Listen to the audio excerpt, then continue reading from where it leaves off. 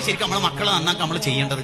നമ്മളെ മക്കൾക്ക് ദുനിയാവ് ഹൃദയത്തിൽ കയറ്റാതിരിക്കാൻ ശ്രദ്ധിക്കണം. അതാണ് ഒന്നാമത് ശ്രദ്ധിക്കണം. അതിന് നല്ല കൂട്ടുകാർ മാത്രം നമ്മളെ മക്കൾക്ക് ഉണ്ടാവണം. മിക്കവാറും കോസ്മെറ്റിക്സും മോഡലും ട്രെൻഡൊക്കെ രൂപപ്പെടുന്നത് അവരുടെ ഫ്രണ്ട്സിൽ നിന്നാണ്. ഒരു മനുഷ്യന്റെ ബുദ്ധി കണക്കാക്കപ്പെടുന്നത് അവന്റെ ഫ്രണ്ട്സിന്റെ വിഷയത്തിൽ അവന്റെ സെലക്ഷൻ നോക്കിയിട്ടാണ്. അവൻ ആരെയാണോ ഫ്രണ്ട് ആക്കണത് അപ്പൊ മനസ്സിലാക്കാം അവന്റെ ബുദ്ധി എത്രത്തോളം ഉണ്ട്. അങ്ങനെയാ കണക്ക്. ഒരാൾ ആരെയാണോ സുഹൃത്താക്കുന്നത് അതിനനുസരിച്ചിട്ടായിരിക്കും അയാൾക്ക് ബുദ്ധി കൂടുതലാണോ കുറവാണോ ഉണ്ടോ ഇല്ലയോ എന്നൊക്കെ കണക്കാക്കപ്പെടുന്നത്. അതെ, ആ അർത്ഥത്തിലാ. അതാണ് മഹത്തുക്കൾ അവരുടെ ഗ്രന്ഥങ്ങളിൽ എഴുതി വെച്ചല്ലോ, ഖലീലുൽ മർഇ ദലീലു അഖ്ലിഹി. ഖലീലുൽ മർഇ ദലീലു അഖ്ലിഹി. ഒരു മനുഷ്യന്റെ സുഹൃത്ത് അവന്റെ ബുദ്ധിയുടെ തെളിവാണ്, ബുദ്ധിയുടെ അടയാളം. ബുദ്ധി എത്ര ഉണ്ടെന്ന് അവന്റെ സുഹൃത്തിനെ നോക്കിയാൽ മനസ്സിലാവും.